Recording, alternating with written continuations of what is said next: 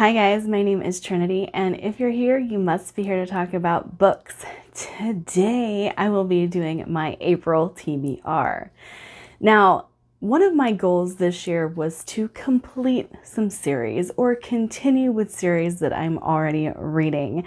And I have to say, I've done a fairly decent job, but I am starting a lot of series as well. Part of that is due to buddy reads, and the other part of that is due to what I do, reviewing books. And so I do hope to get some book reviews up here in the near future. You know, my life has been a little chaotic lately, and I just have to get myself together. That's just what needs to happen. But let's go ahead and talk about my April TBR. So some of these are going to be maybes, and that's just because I don't know how many of these I am actually going to get through, but these are series that I want to focus on moving forward. So they'll probably stay on my TBR until I finish them. And so let's go ahead and start. The first book would be my buddy read that I have with my friend Andrew, and that would be Crowfall, the final book in the Raven's Mark series by Ed McDonald. Now, I don't have the physical book yet. I can't get it shipped to me. I have a tentative date of the 12th now that Amazon is catching up to the fact that I actually ordered the book. But I don't have it in my hands yet, and that makes me a little sad because I am very eager to finish up this series. As you guys know, it's a reread for me, but I was very curious to see what my friend Andrew thought about it because it kind of hits that sweet spot of character and plot, and it's super dark, and we like that kind of thing. And so I wanted to see if he would like it too. And yeah, we are enjoying the series so far. Now, I'll do my wrap up of Raven Cry for my March wrap up, but you can give my full thoughts, but it wasn't as good this time around as it was the first time I read it. So I'm a little bummed. Next would be the Oasis buddy read, the group buddy read that we have going on. And that would be The Blade Itself by Joe Abercrombie. I did think that this was coming later in the year. I must have gotten my dates mixed up, but I'm very excited to restart this series and continue on. You guys know I really like Joe Abercrombie's writing, and so I am very eager to start that. Grimdark humor. If you don't know what The Blade Itself is, that's about it. Grimdark humor. And I'm very excited. I can't give a synopsis for The Blade Itself, even though I've read it, because there's no plot. There's no plot.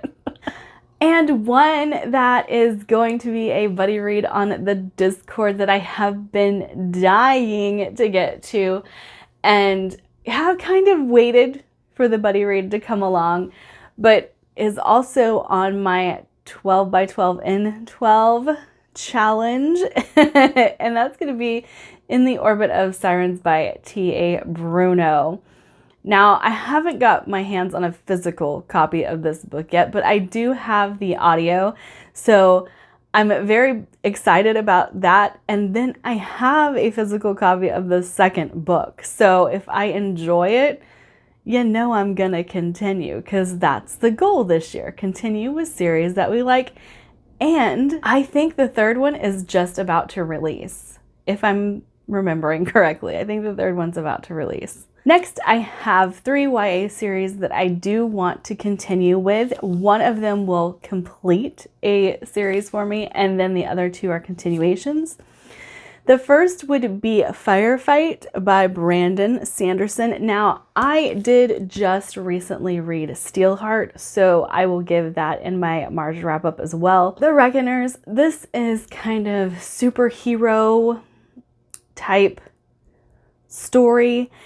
And it's not exactly up my alley. It's not 100% my thing. And so while I did like the first book, I really loved the way it ended, which Sanderson is kind of known for that. So I'm hoping that this book will be better, because while that one was like a 3.5 star, Steelheart, I liked where we were going. And so I'm eager to continue. All right, a series you guys have probably heard me talk a lot about. This is the Athena Club by Theodora Goss, The Sinister Mystery of the Mesmerizing Girl. Now, this is supposed to finish the series. It was a trilogy, and I've heard there's either a spin-off or a continuation coming, garnering a fourth book. But I'm not sure. This is the conclusion, though. This is the conclusion to this story. So I'm looking forward to it quite a bit. These are cheeky. They are fun.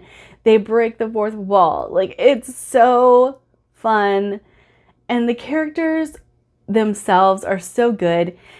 If you don't know what this is about, this takes all of the gothic monsters, I guess you could say, the gothic horror phenoms, and it's their children, and they're trying to figure out what their parents were up to. And it's really cool. It's really, really cool. And I would highly recommend it to anybody because it's so fun. As you guys know, I read A Good Girl's Guide to Murder not too long ago, and so I picked up Good Girl, Bad Blood. These are really good, and they are mixed media, so you guys know I do immersive reading. I can get these from the library and do the immersive reading with this, and it's awesome because there's so much mixed media in here that it's easy to follow along in the book, but get all of the fun little add-ins that they can do with audio, because there are voice recordings like telephone messages, text messages, letters, police reports, all kinds of things like that. And they're done in different voices for the audio. So it's really, really good. And this would be the second book in that series, leaving one more. And I'm very, very excited for this because, like I said, it's just a good, fun mystery.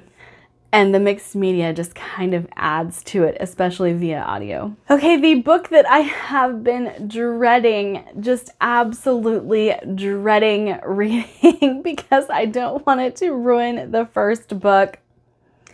The Archive of the Forgotten by A.J. Hackwith. I need to get this off my TBR. Whether I like it or not, it needs to come off the TBR because I love the Library of the Unwritten, but I've said this before, if I don't like this book, there's a good chance that I will take these both back to the buy-sell trade because I like series in completion. And I don't just keep the first book of a series. If I get through the series and I'm like, oh, it's okay, I get rid of all of them. I don't just keep the book I liked. And so even though I love the Library of the Unwritten, I don't have high hopes for this. Maybe that means that I'll enjoy it a little bit more than what other people have because my expectations for this book are so low. And I can't go into what this is about without spoiling the first book. But Library of the Unwritten is about a library in hell. And one of the book characters escapes. And the librarian is on the move trying to track it down. And we have angels and demons and all different kinds of hell realms, heaven realms that we are venturing through. And it's really, really cool. It's really cool. It sounds complicated. It's really not. But I found it to be quite amazing. And I'm hoping, like I said, with my expectations being so low, that this will actually be an enjoyable read. One series that I have been meaning to complete since January and haven't done it yet, The Wounded Kingdom by R.J. Barker, King of Assassins. This is a chonker, especially compared to the other two. I was like, oh, this one's a thick boy. But I have absolutely loved this series, and I've said it before, I'll say it again. If you don't like Assassin's Apprentice, give these books a try because they are everything I wanted Assassin's Apprentice to be. And I'm not dissing Robin Hobb, I just don't like Fitz. And you'll see I'm not dissing Robin Hobb later. But I absolutely love this series and I can't wait to finish it and give my final thoughts on the series because I have a feeling this could be a favorite. Very well could be. A book that I absolutely fell in love with last year was Axiom's End, so I am so excited to pick up the second book, Truth of the Divine by Lindsay Ellis, the Nomina series. These are so fun, and I have found that I like aliens as cinnamon rolls. That's like a favorite trope for me now. I blame Project Hail Mary, but you know, I can't get past it. I absolutely love it. So when I saw that the second book of this series was out, I couldn't pass it up. And I'm very, very excited to see where the story goes because there were a couple ways this story could go, and I'm not sure that I like one route, but I'm pretty sure I like the other. And we just have to see where it goes. Just see where it goes. Ah, yes, I mentioned I'm not dissing Robin Hobb. Ship of Destiny. I need to read this. Okay, so this is the book that is going to throw a kink into my reading. And why? Why, you ask? The final page count on this book is 903 pages. So it took me about a week to get through Mad Ship. It's probably going to take me about a week to get through Ship of Destiny. But guys, I love this series. I really love this series. Now, I don't know if this is going to make my top 10. I don't know, but it's going to be at least top 20. It's going to be an honorable mention. It's going to be a series I recommend a lot because I love it. I love it. I love the way Robin Hobb delves into the lore of the world. I've said this a lot, but I really, really enjoy this series so much. And I talked to a few people on my Discord and I was like, it's funny because I will read these books and thoroughly enjoy them, but go, oh my gosh, when is this book gonna end? Like, it's so long. And I'm not saying that as like it's a bad thing. It's just mind-blowing how long these books are. And I don't know why I said that. Anyway, but I love the characters. I love the story. I love the world that is built here. It's so good. It's so good. And I would recommend Live Ship Traders. Again, if you didn't like Assassin's Apprentice, move on to this one because Live Ship is so amazing. All right, next we have Red Seas Under Red Skies by Scott Lynch. Last year, I read The Lies of Locke Lamora. I loved it. Then I just didn't continue with the series, and I'm not exactly sure why, especially because this is supposed to be centered around pirates, and I love pirates. But yeah, I love the burning ship on that. Like, it's pretty. Fire's pretty. But I'm very excited to continue with this series. The writing style of the first book threw me a little bit, and I think that might be why I wasn't like super eager to continue, even though I did want to continue. But I'm hoping that we get a little less of the flashbacks in this one. I don't know. I haven't asked anybody. So I do know that I really loved The Lies of Locke Lamora, and I am ready to continue with this series. And spoiler alert, if you haven't seen my March wrap up because this is probably going up first. I loved Ashes of the Sun. And I will be reading Blood of the Chosen by Django Wexler, and I need the third book now because I have a feeling once I finish this, I'm gonna need it. I'm gonna need it, and I don't know when it releases. I probably should look into that, shouldn't I?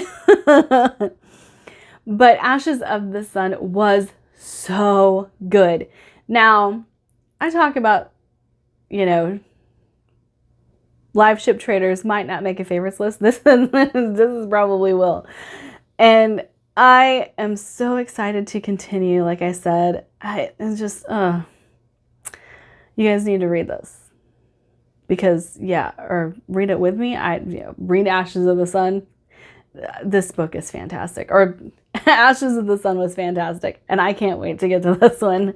See, I'm losing my mind. I always lose my mind when I love a book. I don't understand. I don't understand.